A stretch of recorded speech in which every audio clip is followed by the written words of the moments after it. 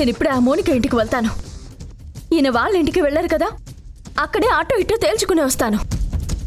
అమ్మా వింధ్య, నీతో పాటు నేను కూడా వస్తానమ్మా. అసలే పరిస్థితులు బాగోలేదు. వాళ్ళు ఎంతకైనా తెగిస్తారు. ఇప్పటికే ఒకసారి జైలుకెళ్ళింది, ఎన్నిసార్లైనా జైలుకి వెళ్తుంది. మళ్ళీ నువ్వు కొత్త సమస్యలు తెచ్చుకోవద్దు. నేను కూడా వస్తానమ్మా. వద్దు మావయ్య, నేనొక్కదాన్నే వెళ్తాను. ఆ మౌనిక నా భర్తని తీసుకుని వెళ్ళింది. ఆయన కూడా నాతో అబద్ధం ఆడారు కదా. అన్ని విషయాలు తేల్చుకునే వస్తాను. ఖచ్చితంగా మౌనిక ఆయన్నేదో మాయ చేస్తుంది. దాన్నెట్టి పరిస్థితుల్లోనూ వదిలిపెట్టను. అసలు నాకిప్పటికీ అర్థం కావడం లేదు. నన్ను గుడి దగ్గర వదిలేసి ఆయన మౌనికను తీసుకుని వెళ్ళడం ఏంటి? నాకు పిచ్చెక్కిపోతుంది మావయ్య. నేనే తేల్చుకుని వస్తాను. వాణి, నాకు అయోమయంగా ఉంది. రాజేష్ అబద్ధాలు ఆడుతున్నాడు. విందికి ఒకటి చెప్పాడు, మనకి మరొకటి చెప్పాడు. మౌనికేమో మాటిమాటికి వస్తుంది. రాజేష్ ఏదో మన దగ్గర దాస్తున్నాడు. అందుకే వాడి మధ్య అయోమయంగా ఉంటున్నాడు. మళ్ళీ ఏ సమస్య వస్తుందో ఏంటో. భగవంతుడా, ఏంటిది? నా కొడుకు కోడలు సంతోషంగా ఉన్నారనుకుంటే మళ్ళీ ఈ కొత్త సమస్య ఏంటి తండ్రి?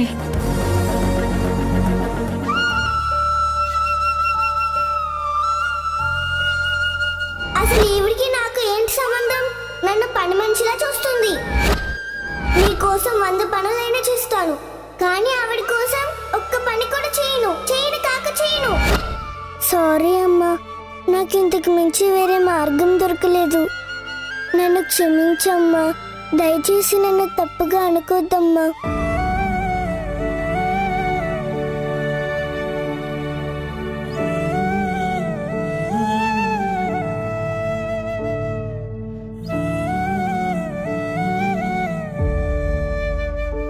భూమి,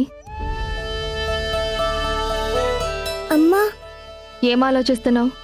ఇందాకటి నుంచి ఇంట్లోకి రాకుండా ఇక్కడే ఉన్నావే. గిల్టీగా ఫీల్ అవుతున్నావా? తప్పు చేశానని భావిస్తున్నావా?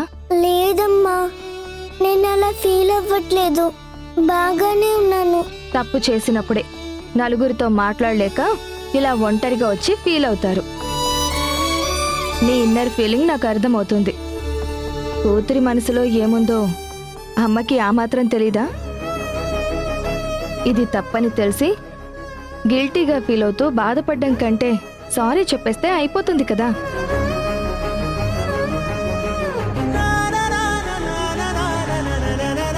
మాట అనడం ఎందుకు, బాధపడ్డం ఎందుకు? ఇప్పటికైనా మించిపోయిందేం లేదు.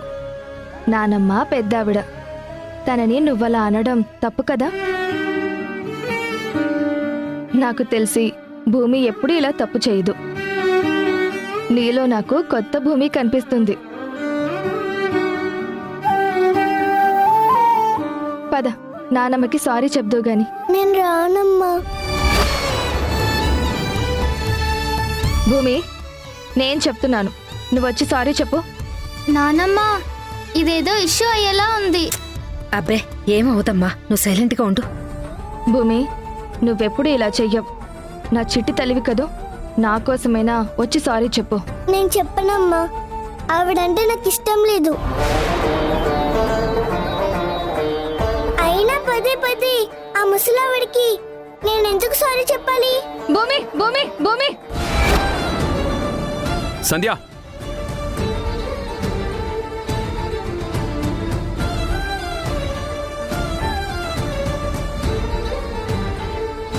ఇంకొక్క మాట మాట్లాడితే పళ్ళు రాలగొడతాను. సంధ్య, ఏం చేస్తున్నావు నీకు అర్థమవుతుందా? పాపం చిన్నపిల్ల, తన మీద చేయొద్దుదావా? ఏమండి, మీకు తెలీదు. ఈ రోజంతా భూమి చాలా తేడాగా దెయ్యం పట్టినట్టు బిహేవ్ చేస్తోంది. నేనేమడిగాను? అత్తయ్యకి సారీ చెప్పమన్నాను. అమ్మకి సారీ చెప్పడం ఏంటి? భూమి ఇవాళ అత్తయ్యకి బామ్ రాయమంటే రాయనని రెస్పెక్ట్ లేకుండా మాట్లాడింది. మనం చాలా సార్లు భూమిని చూసి మనమే నేర్చుకోవాలి అనుకున్నాం కదా. భూమి, సీరియస్గా చెప్తున్నాను, వచ్చి సారీ చెప్తావా లేదా? అను, నువ్విక్కడే ఉండు.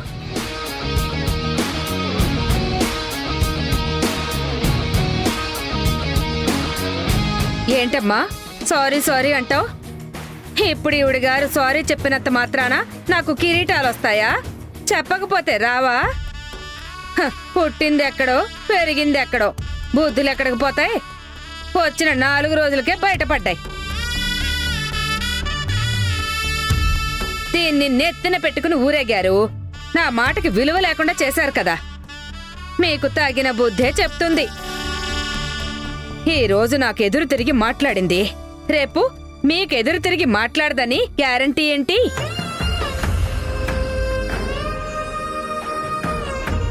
శ్రీకరం, ఇందుకే చెప్పేది, సంధ్య కడుపున పుట్టిన బిడ్డ ఉండాలిరా ఇక్కడ.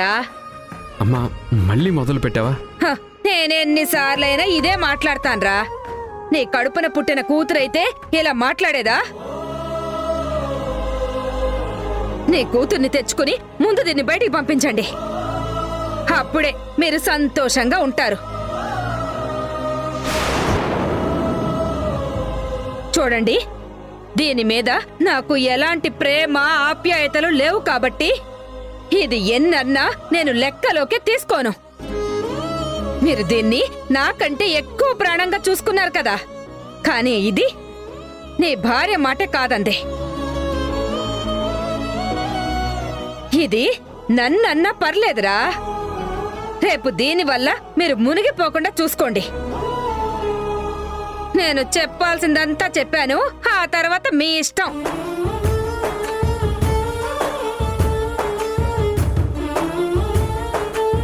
భూమి, అమ్మ చెప్తుంది కదా, పోనీ నా కోసమైనా ఒకసారి వెళ్ళి నాన్నమ్మకి సారీ చెప్పమ్మా. మీకు చెప్పమంటే చెప్తాను, ఆవిడికి మాత్రం చెప్పను. ఆవిడేంటి చూసారండి, మనిషి మారింది, పిలుపు మారింది. నిన్ను ఇలా కాదు, అమ్మా రా చెప్తాను. సంధ్య, సంధ్య ఏం చేస్తున్నావు? ఇక్కడే ఈ గుమ్మం ముందే నిలబడు, నాతో మాట్లాడదు. నేను చెప్పేంత వరకు ఇంటి లోపలకు కూడా రాకూడదు. సంధ్య అలా చెయ్యొద్దు. ఏమండి, నా మాట అంటే భూమికి లెక్క లేకుండా పోయింది. మీరు కూడా లోపలికి రండి. అమ్మా, నేను తప్పు చేస్తే నన్ను క్షమించమ్మా. నేను ఇప్పటికైనా మీకు సారీ చెప్తాను, కానీ అమ్మగారికి మాత్రం చెప్పను. నాతో మాట్లాడొద్దు. నేను చెప్పేంత వరకు ఇంటి లోపలకు కూడా రాకూడదు. ఏమండి, రండి. ఎటువైపో ఎటువైపో జీవితమే ఎటువైపో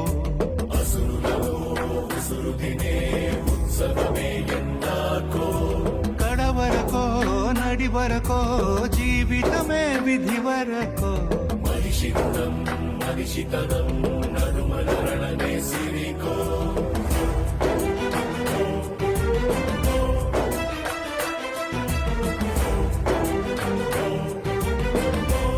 తప్పైందమ్మా. నేను అక్క కోసమే నిన్ను దూరం చేసుకుంటున్నాను. నానమ్మ కోసం నీ మనసు బాధపడుతున్నాను. పెద్దవాళ్ళని గౌరవించుకుంటా నేనెప్పుడూ ఉండను. మొదటిసారిలో పెద్దవాళ్ళని గౌరవం లేకుండా మాట్లాడుతున్నాను. నాది తప్పే అమ్మా, కానీ అక్క కోసమే ఇలా మాట్లాడుతున్నాను. నన్ను క్షమించమ్మా.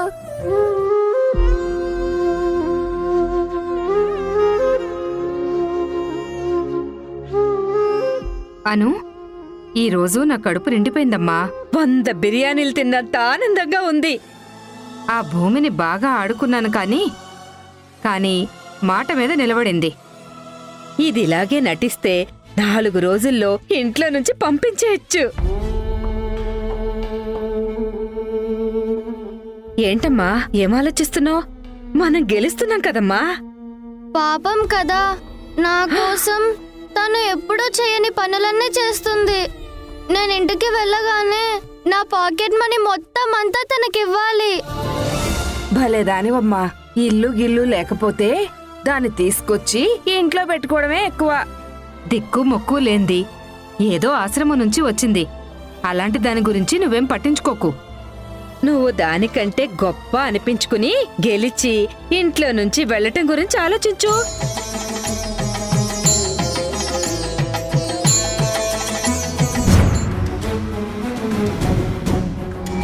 నేను త్వరగా ఆఫీస్కి వెళ్ళాలి. మీరిద్దరు గుడిలోకి వెళ్ళండి. ఇంటికొచ్చి వాడు మౌనికని తీసుకువెళ్ళాడు. ఏంటిది? ఆయనేనా ఇలా చేసింది? మౌనిక పెళ్ళి ఆయన సెట్ చేయడం ఏంటి? పెళ్లికి వెళ్ళి అక్షంతలు వేయడానికి ఇంట్లో వాళ్ళందరూ నిరాకరిస్తే ఈయనేకంగా పెళ్లి సంబంధం చూసి పెళ్లి చేశారా?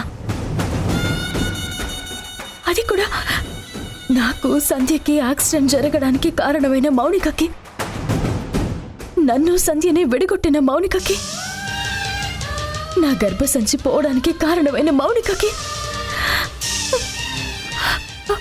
అసలు మౌనికకి టచ్లోనే ఉన్నారా? నేను ఇప్పటికీ ఇది నిజం కాదని నమ్ముతున్నాను. భగవంతుడా, ఇప్పుడు నేను మౌనిక ఇంటికి వెళ్తున్నాను. అక్కడ రాజేష్ ఉండకూడదు. మా అత్తయ్య చెప్పింది నిజం కాకూడదు.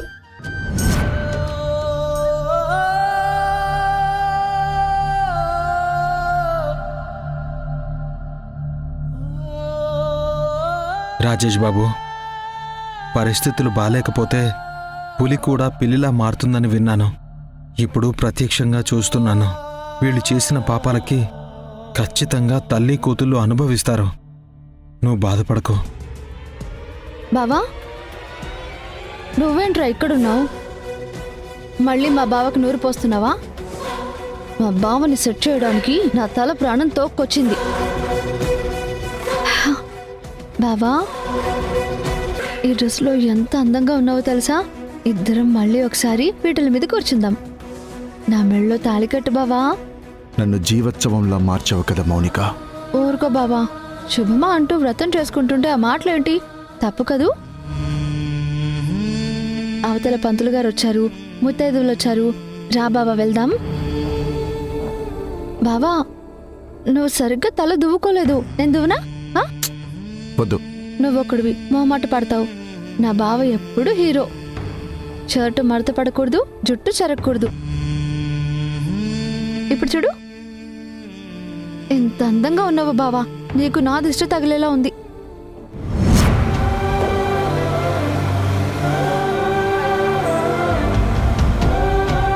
త్వరగా పోనివ్వు. అలాగే మేడం. ఆయన మౌనికతో పాటు వెళ్ళారా? ఇది అబద్ధమైతే బాగుందనిపిస్తుంది. రాజేష్కి మౌనిక పెళ్లికి ఎలాంటి సంబంధం లేకుండా ఉంటే బాగుండేది. ఏంటి బావా అలా చూస్తున్నావు? రా రా. మౌనిక, నీ కాళ్ళు పట్టుకుంటాను. రాజేష్ వదిలే. మౌనిక, రాజేష్ గారు వింధ్య చాలా మంచివాళ్ళు. నీకేమైనా కోపం ఉంటే మమ్మల్ని తిట్టు, కొట్టు. అంతేకాని రాజేష్ గారిని వదిలిపెట్టు. ఇది జరిగిన దగ్గర నుంచి సన్నీ నిద్రపోవట్లేదు. రోజు బాధపడుతున్నాడు. ఏంటి ఎక్కువ మాట్లాడుతున్నావేంటి? నీ మెళ్ళో ఉన్న తాళి తెంచి నా చేతిలో పెట్టగలవా? నీ మొగుడు సన్నిగాడు తద్దమ్మైనా సరే నీ గొప్పే కదా. నీ మొగుడు నీకెంత గొప్పో నా మొగుడు నాకు అంతే గొప్ప. నువ్వు నీ మొగుడిని వదిలేస్తావా? నేను నా మొగుడిని వదిలేయడానికి? అది కాదు, వింధ్యకి తెలిస్తే సమస్య అవుతుంది. ఏంటి వింధ్య వింధ్య అంటున్నావు? ఇంటికి వెళ్ళాను, అత్తయ్యకి చెప్పాను, బావని తీసుకొని వచ్చాను. తర్వాత రాజేష్ బావే ఏదో ఒకటి మేనేజ్ చేసుకుంటాడు. మెళ్ళో తాళి కట్టాక తిప్పులు పడతాడు. అయినా మా మొగుడు పెళ్ళాలకు లేని బాధ మీకెందుకు? మా బావకి రెండో భార్యగా వెళ్ళినా నేను కదా ఫీల్ అవ్వాలి. విందుకి తెలిస్తే ఏంటి, అత్తకు తెలిస్తే ఏంటని నేను కదా బాధపడాలి. ఇన్నాళ్ళు బావతో కలిసి బతకాలని నేను ఎంతగానో అరటపడ్డాను. మా ఇద్దరికి ముడి వేసింది ఆ పైవాడే. మా ఇద్దరిని వింధ్య కాదు కదా, వాళ్ళ జేజం వచ్చినా వేరు చేయలేదు. రా బావ వెళ్దాం. మౌనిక, ఆహా, అల్లుడు గారికి నా దిష్టే తగిలేలా ఉంది. సన్నీ, నువ్వు త్వరగా వెళ్ళి గుమ్మడికాయ తీసుకునిరా. నా కూతురికి అల్లుడికి దిష్టి తీయాలి. ఆల్రెడీ ఇంట్లో ఉన్న వాళ్ళకి గుమ్మడికాయతో దిష్టి ఎవరో తీయరు. దిష్టి మొహం అయిన నీ కూతురికి మళ్ళీ దిష్టి తీయడం ఏంటి? మమ్మీ, వీడితో మనకు డిస్కషన్ ఏంటి? పదండమ్మ వెళ్దాం, పంతులు గారు రమ్మంటున్నారు. రా బావా. పదండి అల్లుడు గారు. రా. నడు.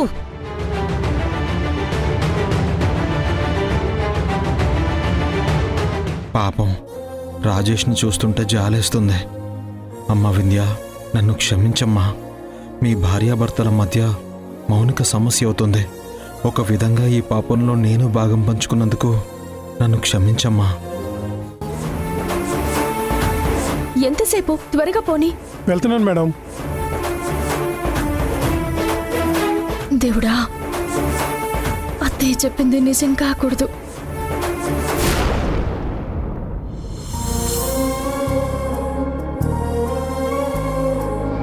ఆ ముసలావిడికి నేను ఎందుకు సారీ చెప్పాలి?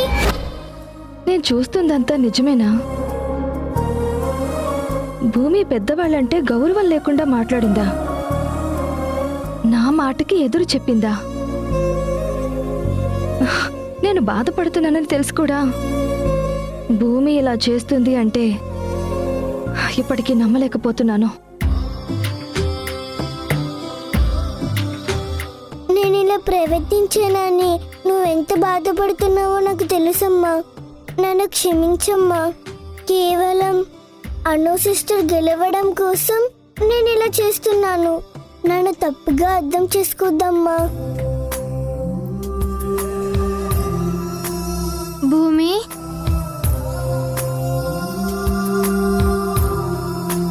థ్యాంక్ యూ భూమి. సిస్టర్, నువ్వు చాలా మారిపోయావు సిస్టర్. నేనేం మారిపోయాను? నువ్వు గెలవాలి అనుకుంటున్నావు కానీ మారిపోయి ఆల్రెడీ గెలిచావు. ఒకప్పుడు నేను టచ్ చేస్తే దూరం జరిగేదానివి, కానీ ఇప్పుడు నా చేతిని టచ్ చేస్తున్నావు. నాకు చాలా సంతోషంగా ఉంది. ఏంటి భూమి, నీకు బాధ లేదా? నా మీద కోపం లేదా? నీకు మాట ఇచ్చాను, ఆ మాటకి కట్టుబడి నువ్వు ఎలా చెప్తే అలా చేస్తున్నాను. నీకు ఇచ్చిన మాట నిలబెట్టుకున్నందుకు నాకు చాలా ఆనందంగా ఉంది. భూమి, అమ్మ ఎలాగో లోపలుంది, ఉండు చైర్ తీసుకో. అయ్యో వద్దు. లేదు, నేను తీసుకొస్తాను. ఏంటమ్మా, కుర్చీ తీసుకొచ్చి వేస్తావా? ఇంకా నయ్యం, ఫ్యాన్ కూడా పెడతాననలేదు. నువ్వు బట్టలు ఉతకమంటే ఆడుకుంటున్నావని సంధ్య నీతో రాత్రంతా ఆవగింజలు లెక్క పెట్టించింది. మళ్ళీ ఈ విషయం కూడా తెలిసిందనుకో, ఈసారి ఏం లెక్క పెట్టిస్తుందో ఏమో. అనవసరంగా నువ్వు ఇక్కడ ఎందుకమ్మా? నూరా. అది కాదు నానమ్మా, మన కోసం భూమి బలైపోయింది కదా, చిన్న కన్సర్న్ కూడా ఉండదా నీకు? పాపం కదా. ఇప్పుడు పాప పుణ్యాలంటూ దీనికి సహాయం చేసావనుకో, నువ్వు అడ్డంగా దొరికిపోతావు. ఈ ఇంట్లో నుంచి గెలిచి మీ ఇంటికి వెళ్ళాలనుకున్నా నీ కోరిక నెరవేరదు. ఏ భూమి, ఆశ్రమంలో ఆయమ్మ నిన్ను ఇంతకంటే ఎక్కువ కష్టపెట్టింది కదా? అవునమ్మగారు. ఇక్కడ బాధపడుతున్నావా? అదేం లేదమ్మగారు, మీరు వెళ్ళండి. అమ్మ చూస్తే నిజంగానే ప్రాబ్లం అవుతుంది.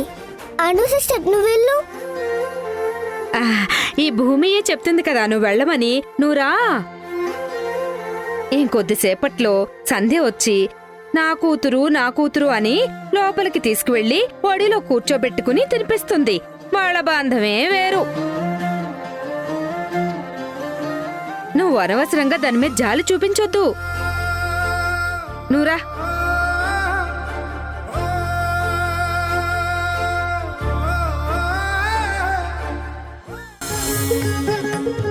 ఓం క్షీరోదన్వత్ప్రదేశే శుచిమణివిలసత్సైకతే మౌక్తికానాం మాలాక్లుప్తాసనస్తస్ఫటికమణిభైర్మౌక్తికైర్మండితాంగః శుభ్రైరభ్రైరదభ్రైరుపరివిరసితైర్ముక్తపీయూషవర్షైః ఆనందీన పునీయాత్ అరినళ్ళగదా శంఖపాణిర్ముకుందః శ్రేయః కాంతాయ కళ్యాణనిధేయనిధేయర్థినాం శ్రీవేంకటనివాసాయ శ్రీనివాసాయ మంగళం. మంగళం కోసలేంద్రాయ మహనీయ గుణాత్మనే.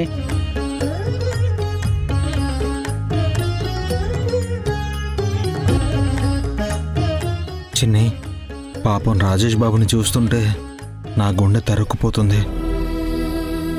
పేరుకే ఇక్కడున్నాడు కానీ మనిషిలో జీవం కనబడట్లేదు. కట్టుకున్న భార్య పక్కన కాకుండా పరాయి అమ్మాయి పక్కన కూర్చుంటే ఎవరికైనా బాధ ఉంటుంది కదా సన్నీ. ఇలాంటి రోజు ఒకటి వస్తుందని, రాజేష్ గారిని ఇలా చూడాల్సొస్తుందని నేనెప్పుడూ అనుకోలేదు. భగవంతుడా, ఈ సమస్యకి ఒక పరిష్కారం చూపించు తండ్రి.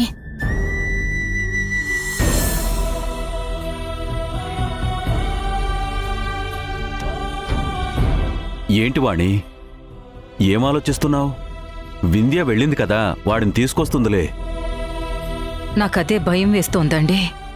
మౌనిక వచ్చి రాజేష్ని తీసుకెళ్ళిందని చెప్పి వింధ్యతో చెప్పకుండా మనం ఉండాల్సింది.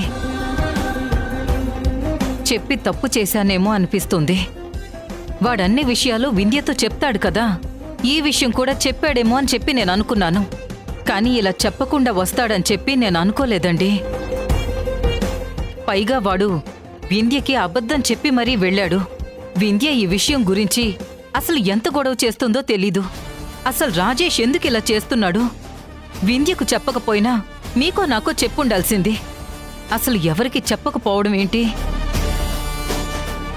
వాడు ఎందుకు చేశాడు, కారణం ఏంటి అనేది పక్కన పెడితే ఇది ఇష్యూ కాకుండా ఉండాలి అంటే నిన్ను మౌనిక తీసుకెళ్ళిందని తెలిసి వింధ్య వాళ్ళింటికి బయలుదేరిందిరా. అసలు నువ్వు ఎక్కడున్నావని చెప్పి అడిగితే వాడు అలర్ట్ అవుతాడు. గతంలో వింధ్య ఇలా ఆవేశంగా వెళ్ళి చాలా సమస్యలు తెచ్చుకుంది. మళ్ళీ కొత్త సమస్యలు రాకూడదు. మనం పెద్దవాళ్లుగా వాళ్ళ సమస్యల్ని పరిష్కరించాలే కానీ సమస్యల్ని పెద్దవి చేయకూడదండి. నిజమే వాణి, నువ్వు త్వరగా వాడికి ఫోన్ చెయ్యి.